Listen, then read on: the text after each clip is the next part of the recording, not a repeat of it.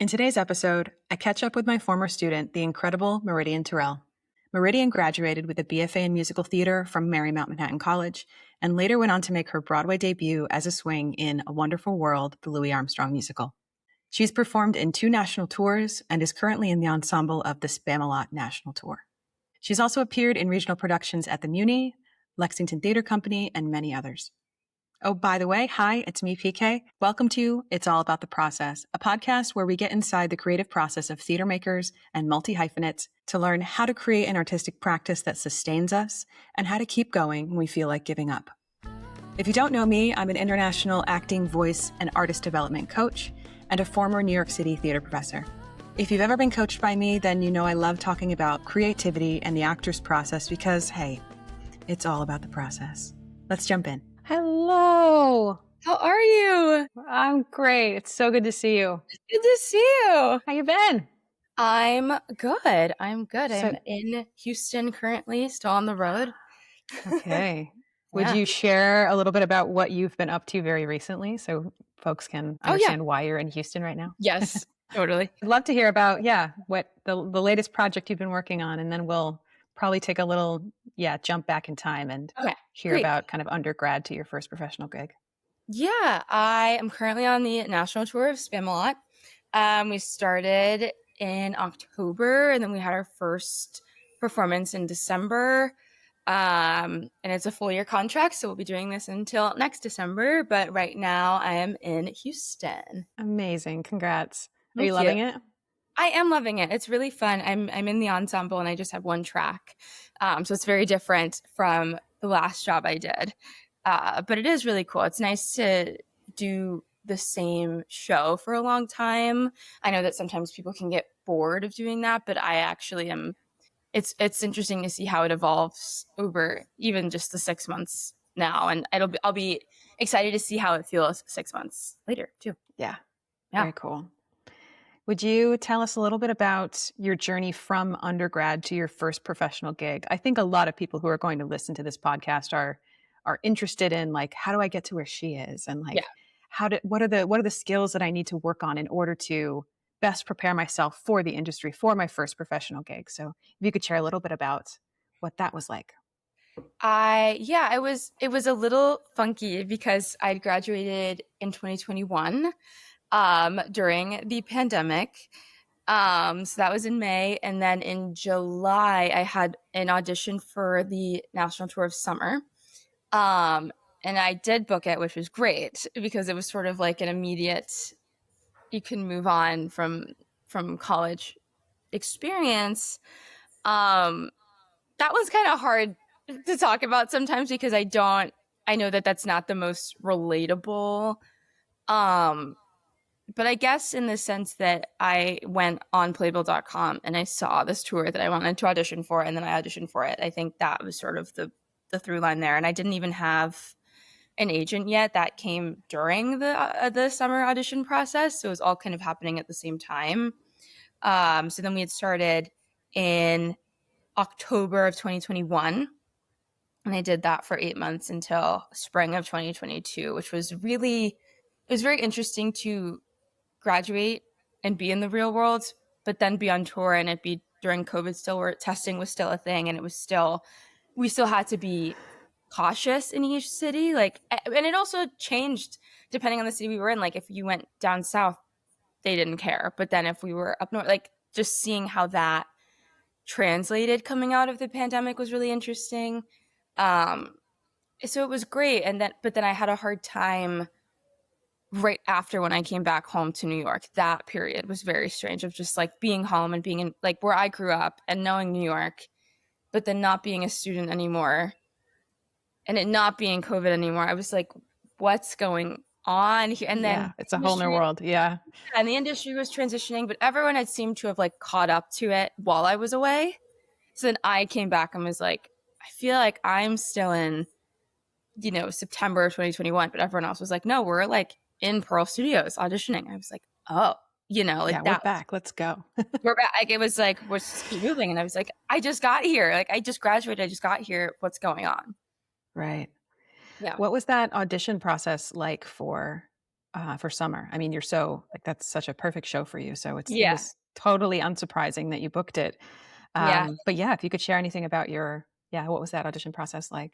I think it was a self-tape and then another self-tape and then an in-person dance call, and then we had to sing after that same day. And then I'd ended up understudying The Youngest Donna, so then I went back and sang that material. So it was either 3 or 4 things total, but 2 of them were in person. We can totally cut this if you don't want to share about it, but I'm remembering that you and I did a little bit of coaching right when you first started touring. Yes. Which I think was a little bit about like, how do I handle this transition, this very quick transition to professional life? And like, how do I handle things like, your performance anxiety and things like that? Is that anything that you want to speak to? God, I forgot about that. Wow. That was a long time ago. That conversation, I completely forgot about the performance anxiety part. So that is great to talk about. We don't need to cut it. That's awesome. Okay. Yeah, it was a very, oh my God, yes, I remember that Zoom. As far as the performance anxiety, I did experience that for a while. I think it was really just the experience of being in my home and then all of a sudden being perceived by an audience, like that feeling of like, I haven't really been looking at people that much. And then all of a sudden, everyone's just kind of staring at you and you're on stage again was very jarring to me. And it kind of did translate in other ways later on, just that feeling of like, you're being watched, like, and not in a bad way, but like people are watching you work, people are watching you perform. And I think I don't know how I really got out of, honestly, I think swinging helps because it was just like crash course. You're probably going to mess up in front of all these people, so you should get comfortable with that feeling. So I think that was sort of a great lesson from that show, from Wonderful Worlds. What was the first part of your question again? Oh, it was just like, did you want to speak to anything about the transition between, undergrad and your first professional gig and coping with performance anxiety, or what were the skills that you had to develop? And I mean, you're speaking a little bit about swinging and how that helped you kind of do that failing forward thing that we talk about of, yes, I made a mistake, but I also have to keep going. Yes. I would say the biggest thing that I wish I had done on summer was find more habits that I was doing for myself every day. I wasn't really great at that. I think I was living in survival mode a lot of the time.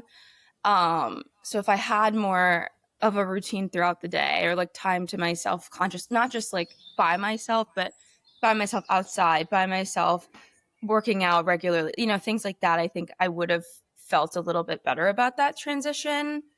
So that was one of my biggest regrets. And it's something that I've been fixing now on Spamalot, where I'm like, what did I do? What did I want to change about the first time I toured, and seeing how different it is. And it's very, very different. And I would like to also do that in New York when I get home, like finding, like making time to go on adventures and making time to work out at the same time every day and to wake up early or to sleep in, whatever it is, like being conscious that like every day you have to figure out what that is that you need versus just being like, I'm going to wake up and then I'm going to do something and then I'm going to go to the show. You can't like force yourself into a routine. You actually have to like calibrate daily. This is what I need, and this is what I should avoid, or this is what I should add to the mix. It takes up a lot of brain space to like be like, oh, I have to actually figure out what that is and like learn to understand your own body's cues and your stamina and things like that. Yeah. I learned a lot from my friend Lindsay, who I've known for years, but she's also on this tour, and she's very, very good about like when she needs a moment, she will take it. And I think I've learned from watching her like, oh, that's so not weird. Like if you don't want to be around people, if you need your own time, like you can just say no. You can, even if you love someone, you can say, no, I don't want to hang out today. And you're like, oh yeah, cool. Yeah. Or I need to do this thing that we do every day by myself. Like little things like that you have to be so present and aware to notice. I think I've learned that is extremely important.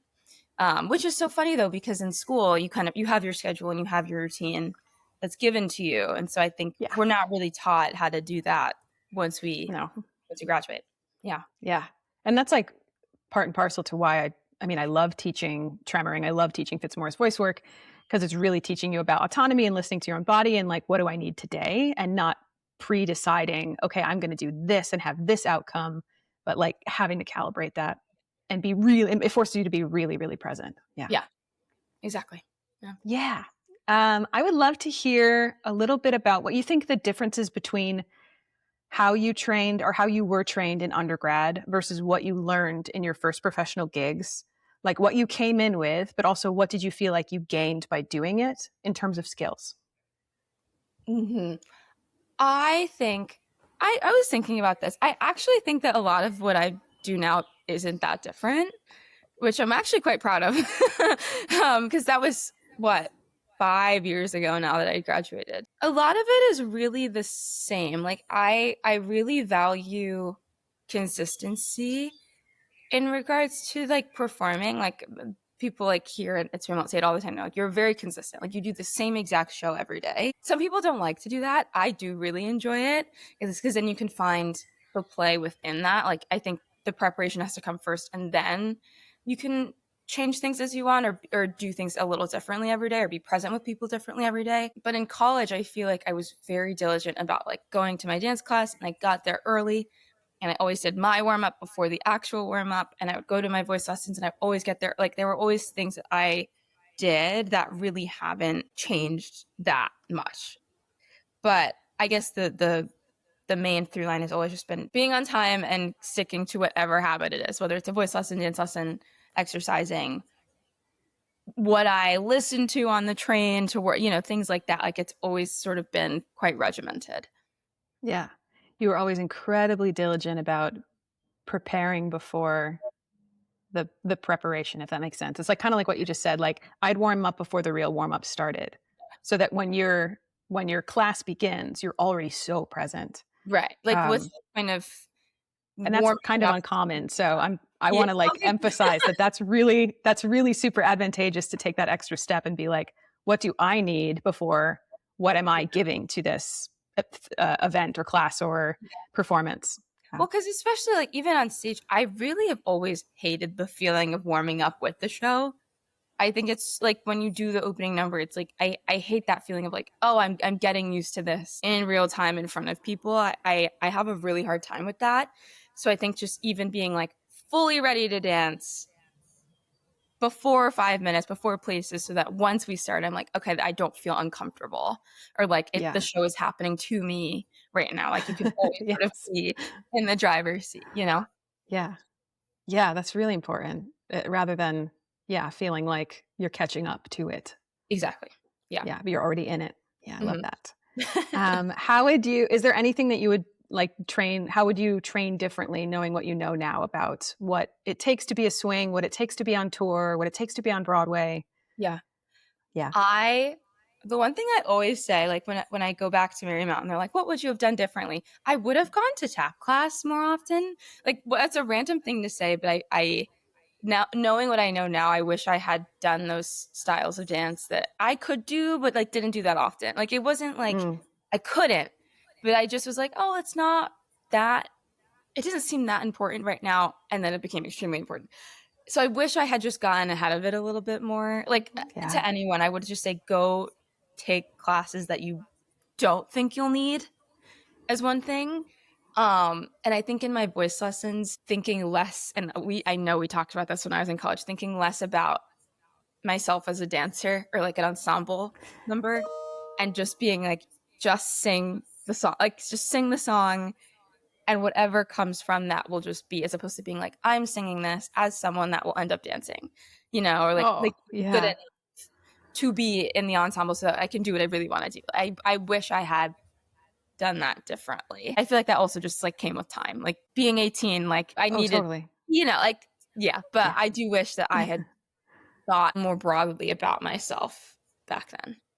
Yeah. And I think that a lot of training programs want to put you in a box and want to label you and say you are a dancer and then a singer and then an actor. Like they want you to rank yourself in that way, which always does such a huge disservice to performers, because then you're it's that growth mindset thing of I'm not willing to risk being kind of not as good at singing or acting because I know I'm really good at this. So actually you just keep strengthening the thing that you're really good at, right? Yeah. Yeah. And even like to add a piece to it, in college, the racial aspect of it was very prevalent too, of like they want to put me in a box, but the box is not entirely reminiscent of like my identity or the things that I care about or the songs that I like to sing. And so I think I could have done more in college to sort of fight against that, if that makes sense. Like I feel like for example, I had my first voice teacher in college. We only sang legit.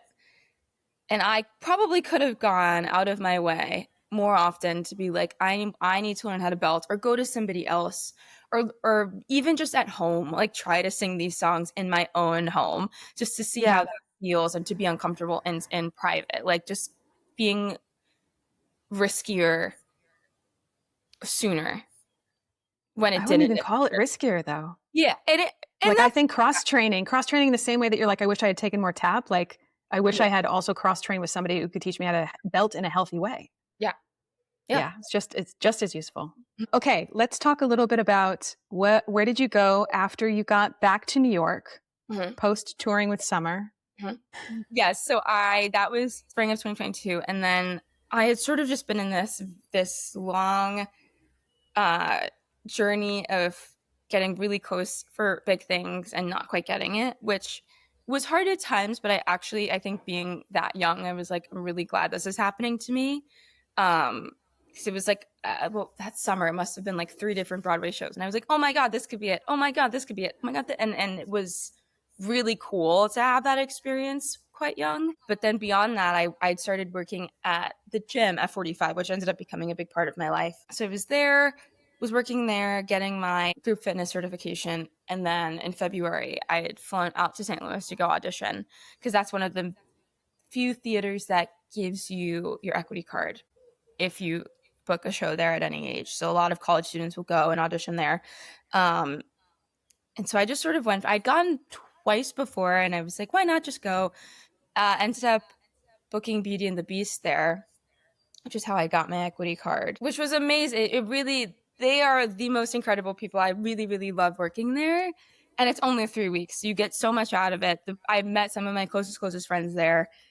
And I didn't work again until the next year at the same theater doing The Little Mermaid just for 3 weeks. So it's a lot of just being in the audition grind and working at the gym. And I'd started coaching there as a trainer. But then as it would happen, I had been at the Muni doing Little Mermaid. And then on my flight home back to New York, I had gotten the call that I had booked A Wonderful World. I went for the audition like 2 days before I left for The Little Mermaid. And then as soon as I came back, I had gotten the call that I was going to swing my first Broadway show, which was wild. I took my phone off of airplane mode, and I just had all these texts and voicemails and missed calls. It was like, you have to call me back. You have to call me back.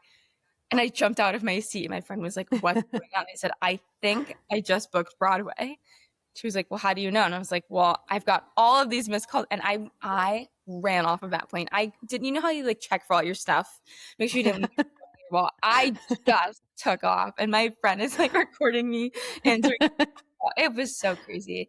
And then we started rehearsal like 3 weeks later. It was just sort of all whirlwind. Yeah, it was whirlwind. It's amazing. And what was it like to? I mean, you were not just in your Broadway debut, but you were also a swing. Yes. How many tracks did you cover? I covered. What was that like going from? Yeah, I covered 5 tracks. 5 were dance tracks and then 1 vocal track. So what were some of the challenges that you faced in going from being on tour, going to the Muni, and then debuting on Broadway, and now in multiple swing tracks? The biggest obstacle was certainly that I had never sung before. I read the offer and was like, okay, I guess we're going to do this and we're going to figure it out. That was obstacle number 1, I would say. I guess that, and then also I think being in an original Broadway show, also had never done that before. So kind of putting the 2 together was wild. And then the third additional obstacle was that I was the only female swing. um, which I felt that pressure almost immediately. Like I walked in on the first day, I was like, okay, I know what's going on, and you can feel there's an excitement in the room, and everyone's so happy to be there, and there's also this like intensity that you can sort of feel of like we all really want this to succeed because we know what it means if we're in an original Broadway show about this incredible, like prolific Black artist, musician, and it does really well. Like that, I felt that immediately. Yeah. And then the logistical side of me was like, okay, well, if we want to keep the show running, I'm a large part of making sure that we still keep the lights on. Do you know what I mean? Like that felt a little scary.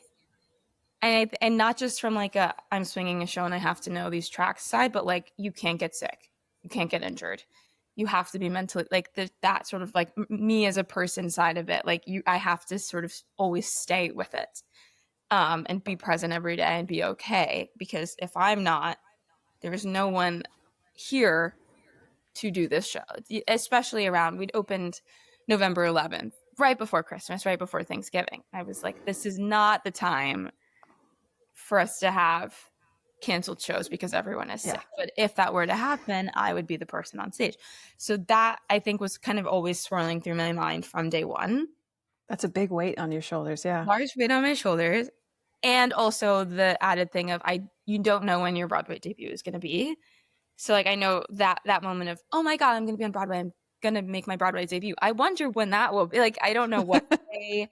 I don't know if my parents will be there. I don't know what track it is. And there were just a lot of unknowns. And as you can tell, and as you know, I don't love unknowns all the time. I like consistency and I like routine. And so finding my consistency within all of those variables was completely brand new to me. But I ended up making my debut mid-show, as it would be mid-show. On a Sunday. It was the week before we had opened. And I was in the green room watching the show on the monitor, and I just see one of our stage managers coming up to me. Or like they're like across from, they went Meridien, and I look over and I immediately was like, oh my God, this is about to, like, she didn't even say anything. I was like, I just knew that and I took my stuff and I took my food and I just started running towards, and our dance captain, like, we didn't speak. We literally just started running. No one told me. I didn't even know what track it was. I just knew that I needed to get moving. So I had like 20 minutes or so. And one of the things that I did not see coming was that you don't get nearly as much time on stage as everyone else, which would make sense. It would make sense, but I think I didn't realize it in more of a you have to find time on stage sort of way. Like there would be time if I made it, and if I'd made more of an effort to like get on stage and like see the numbers and to see the house. Like I really didn't do that very well. So that first time I had gone on, I was like, I really have no idea what this is going to feel like. Like I barely sit on the stage. I barely looked out in the house. I barely looked at the numbers from that point of view. Which partially was because we weren't really allowed to. Different can of worms. But there was in that track that I debuted, there was this feature that was tap dancing up and down the stairs. And I just had never done it. Like it really had just not happened before. And everyone was very nervous for me, which I hated, because I was like, you can't make the rules and then be nervous. You know, like if I'm the one that didn't get to step on the stage and you're nervous for me, like you could have prevented that. You could have found time to say, Swings, if you want to get on stage, this is your moment. And that didn't happen. And I just sort of looked at everyone and I said, well, break a leg. And I just walked away. Like they kept trying to say, I don't think you should do this. I don't think you should do it. And I said, well, that's unfortunate. Because if I fall flat on my face, that's not my fault. You know, like I won't feel bad about that. I will say that's not on you. Yeah. It's not on me. I gave it my all. I don't know. Like I really just wanted to go for it as opposed to feeling scared. Like I've trained my whole life for this moment. The last thing I'm going to do is then like start Be taking scared. steps back and be like, Yeah. oh no, is that like, no, that's not how But that, that's also when people make mistakes, is when they start to get like a little bit like, what am I doing, instead of just being in it. instead of just being in, I was like, I Yeah. can't, especially with tap shoes on, like you can't Hello. be right. Like you can't be shy about it. You've got to just go. Which is that, you know what? That's also probably the biggest lesson I learned was like watching myself do that. I did not realize how meaningful it would be, just because I wouldn't say that I struggled with confidence, but I think I struggled with uncertainty a lot in college. Yeah. And watching myself thrive in uncertainty that much was really cool. And I'm a completely different person now that I've done that, and it's made me more brave in a lot of ways. You know, like just even in everyday life, like I'll find moments where I'll get nervous, and I'm like, well, I can do that. There's no reason for me to think I can't do this, so I That's should just do amazing. it. And then I just do it, and then you're like, okay, great. And then if it fails, I'm like, well, I didn't die. Nothing bad happens. It's okay. We're good. It's an amazing lesson. I'm so happy for you. And I'm so proud of you too. Like, I'm just like, oh my God, so proud. Well, okay. So because this was your first time as a swing, can you tell me a little bit about what was your method for documenting and distinguishing between your tracks? You know, did you go the note card method? Did you do a one sheet? What was and I'm very interested because you're an extremely organized person. So I want to know, what was the method? I actually was excited to talk to you about this too, because you know so much about how your students learn.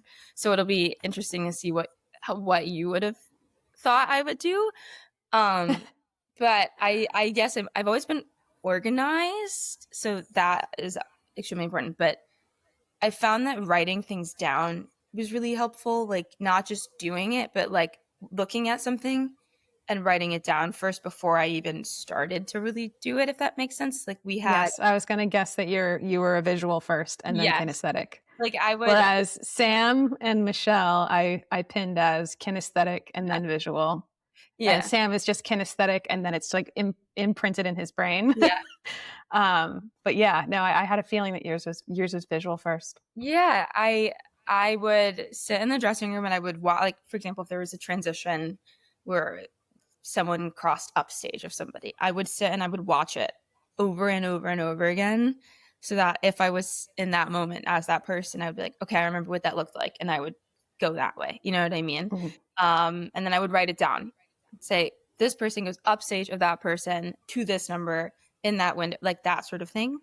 And then once I had all of that, then I started to really move around. And that was actually really hard in rehearsal, because what I really did not expect was though I learned pretty quickly was that the way that I learned as a swing was not typical. And I think people started to look at me like I wasn't doing it right.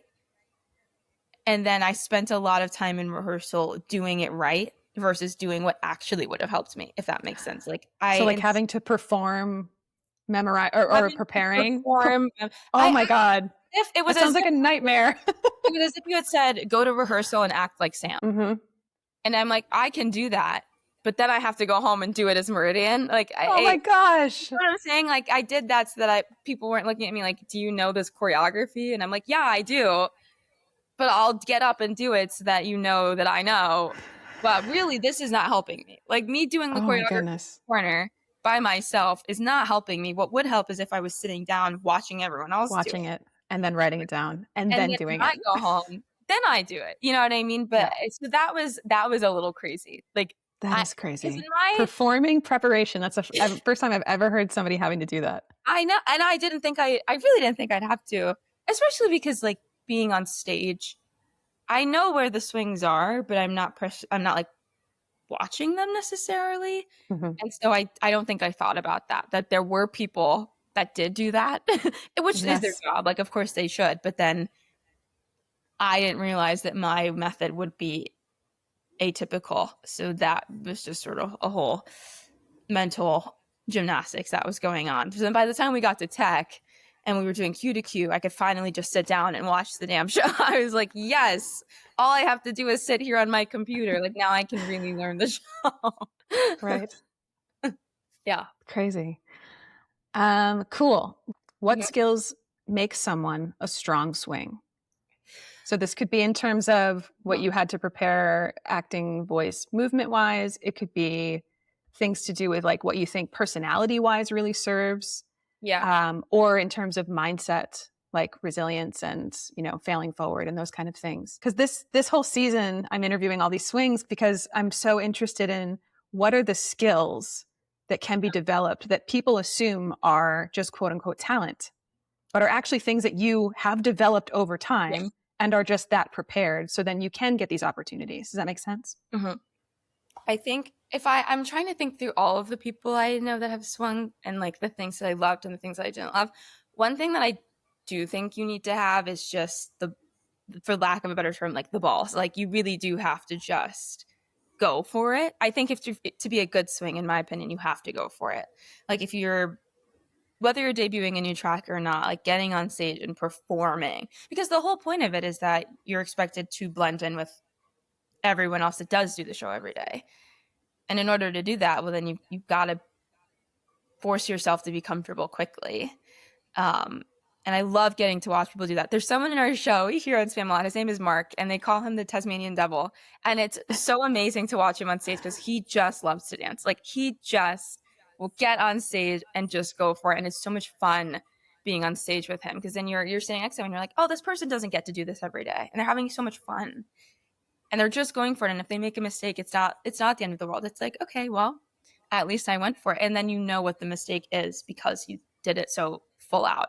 Yeah. I think that would be a big thing. I think having resilience about getting notes or like getting critiqued, because it sort of happens after everyone else, if that makes sense. Like when you're on stage, Yeah. everyone kind of gets the notes at the same time and it's a group thing. But then when you step in after the fact, it's like, well, you are doing these things differently than everyone else. And not having a complex about that, I think, is really important. Of like, yes, you're doing this later and you don't get to be on the same exact wave at the exact same time, but that has nothing to do with you. Like Right. you are a swing and that's just like what it is. And I think the sooner you don't get attached to that feeling of like, I'm failing, the easier it is to just try to fix it. And then it's not so bad. So it's like treating notes objectively. Yeah. Yeah. Which I think is probably the hardest thing, depending on your temperament as a person, which kind of like ties into the personality. Like if you are someone that can be quite sensitive, I think that for a lot of people is the hardest part because they don't like to fail publicly, and a lot of swinging is failing publicly. Mm. But now that it's funny because now that I've done it, I'll watch other people, you know, do certain things a little incorrectly, and I'm like, it's fine. No one died. It's fine. Like, you know what I mean? Like nothing terrible happened because you went upstage instead of downstage or to 3 instead of 5. But I know that in the moment it feels bad. But no one is also understanding that no one is waiting for you to fail. Yeah. And that they want you to succeed with them and that you just are getting to trial run it later. The mental part of it, I think, is way harder. If you're organized, that's about 80% of the battle to me. If you're organized and you know the choreography, that's a lot of the work. It's just that little 20% mental that can really get people. And I think that's why a lot of people like will do it once and like, I never want to do that again, because you never really get to feel 100%. Like you get close and you know the show, but it's not quite what you want it to be most of the time. And if that really bothers you, it can be really hard. But if you learn to not let it bother you, I think that's when you're like, oh my God, that was perfect. Yay. Like that was a pretty flawless show. I felt like it was mine. That's when you start to get to that point of like, it all is great and it's super fun. Yeah. And I can see that also. I mean, I think of you as a fairly introverted person for somebody who is making their life as a, you know, kind of public performer. Yeah. How do you feel like that also, and maybe introversion and extroversion is a myth. I don't know. But this idea that like it's gotten you to take bigger risks and like take up more space and like come out of your shell a little bit. Like I can feel that even just talking to you right now. Yeah. Yes. I think it did make me more extroverted. I don't even know if it's extroverted. It made me more comfortable, clear.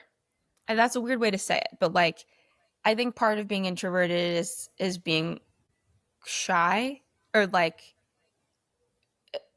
what am I trying, like even keeled maybe, Taking up too much space. not taking up too much space. And I found that Reserved. versus being reserved sometimes and then other times being able to say, hey, this is what I need. You know what I mean? Like, Yeah. like coming out of the shell when you need to, I think was something that I found through swinging. But it's funny you bring that up. Something that I learned while debuting new tracks. For some reason, I always got to do it on a 2-show day, which was really cool. I was really grateful for that. But I would be exhausted. Like I would go home and it was like the most executive dysfunction I've ever felt in my life, because you spend all day being around people and being on and having to be like forward and present. Right. And then I would go home and be like, that was the most exhausting. And I would sleep for hours and hours and hours. Like that for me as an introverted person was just really tough. And then in between shows, I would always have to be by myself. Like my best friend Renell was in the show and he's like, do you want to go get food? I was like, I have to do it by myself. Like I can't debut a new track and then sit here and talk to you and then do it again and then go. Like I have to have me time in between. And like everyone always understands, but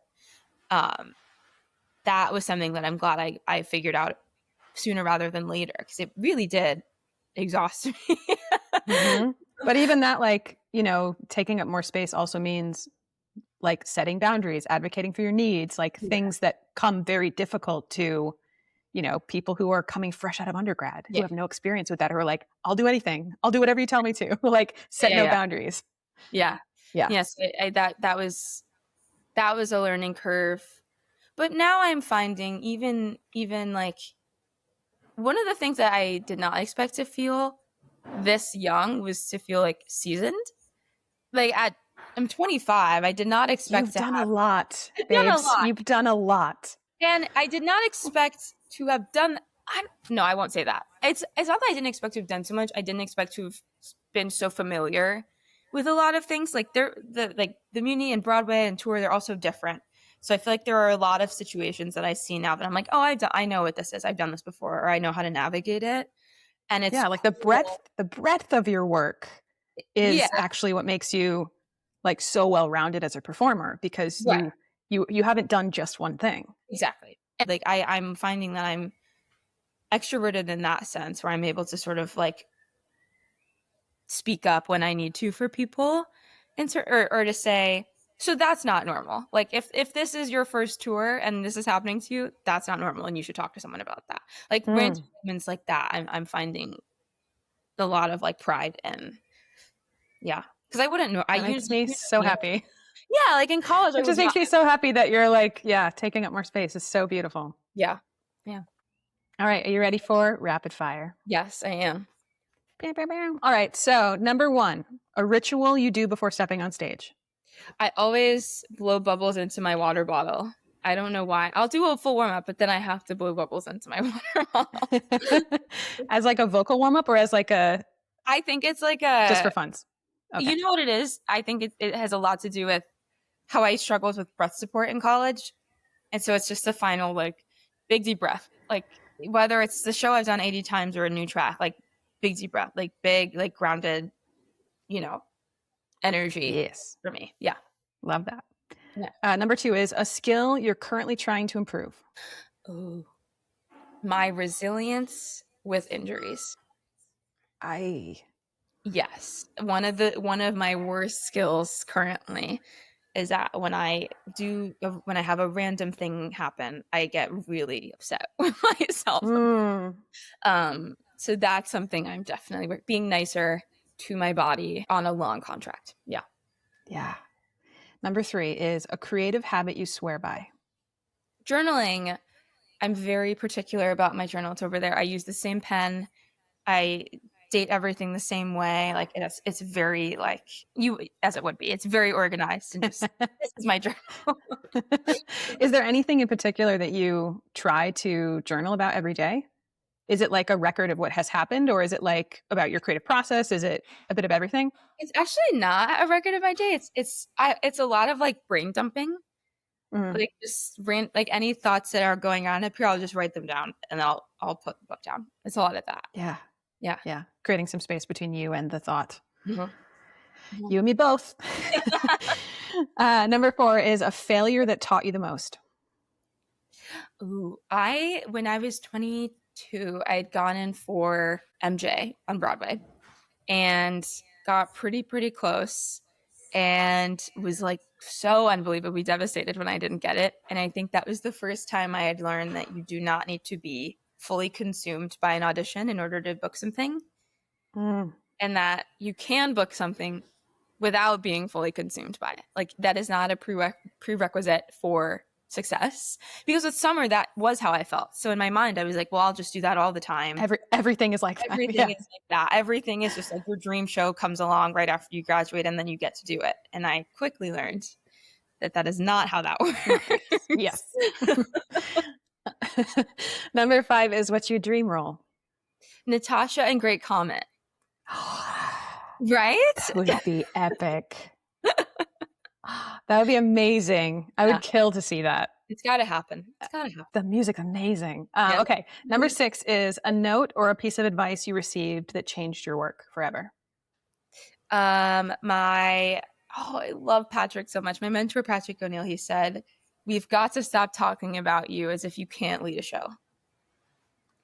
He was like, we've got to stop talking about your life as if you cannot lead a show. And I was like, okay. I love this man. You actually need to meet. You two are extremely similar. The way he works is so similar to you. And we were having it wasn't a voice lesson, but it's sort of like a group work, kind of like college where you sing your song in front of everyone. Yeah. And we were having a conversation and he was like, this conversation doesn't even make sense. Like we're talking about a different person than you. So when you decide to accept that you are not just a dancer, then we can have a legitimately useful conversation. Oh my God, I love this man. I would love to meet him. He's great. I'll send his info your way. Good. Team Meridien, leading lady, all the way. Yes. Okay, 7 is what keeps you hopeful? Ooh. These are pretty dark times, so. Yeah. I think it's very true that things can change in a second. And I found that a lot of the things that I have booked theater-wise have come just out of nowhere. I had like a really great time. And I think that sort of energy, and not just in my career, but in life, of like, tomorrow something really great could happen to you, does keep me hopeful. Every time I get on a plane now, I'm like, oh, imagine if I turned my phone off airplane mode and I was like in another Broadway show. Like that sort of mentality, because it did happen like that. It's like once it happens to you once, it's like you can't be so Debbie Downer. Like how lucky am I that, things just sort of worked.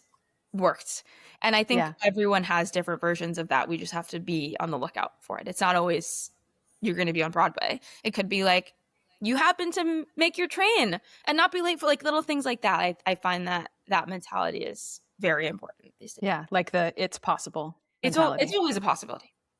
Yeah, in any direction, Yeah. Number 8 is one thing you wish you could tell your younger self. Ooh. I'm gonna surface a picture of like baby Meridien. Yes. You know what? It's. I wonder what Sam said, because I feel like what I would say to my younger self and to Sam's is so similar. Like, you know exactly what you're doing. Like I think there was a lot of people trying to tell me how to be, or if they saw that I was confident, trying to be like, "Are you sure?" And I would double down and be like, "You know exactly what you're training for, and you know exactly what you're doing. So just keep doing it." Don't underestimate yourself. Don't underestimate yourself. And that's what I would have told you 5 years ago, for sure. Yeah. And I'm so lucky that I had people like Sam around who just had like, again, like the balls to just be like, I'm going to be in Mean Girls. I'm going to do 6 pirouettes in class. Like that sort of energy. Yeah, I would say, and find more people like that. My best friend Renelle is actually like that too. And it's really cool to be around people who just have the gusto in life to just keep doing the craziest thing and succeeding. Yeah.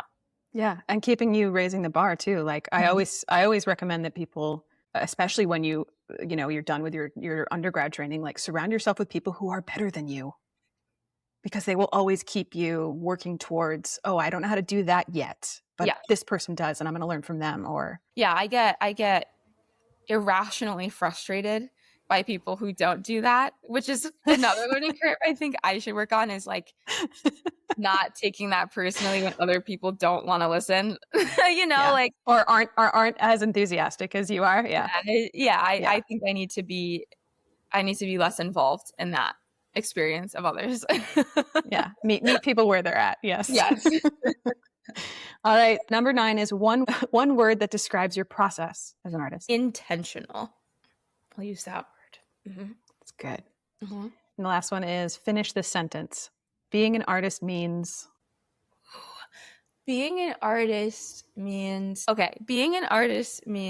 allowing your light to shine through regardless of what your light looks like on that day. That's what I think. Wow, words of wisdom from Meridien. Allowing yourself That's to so good.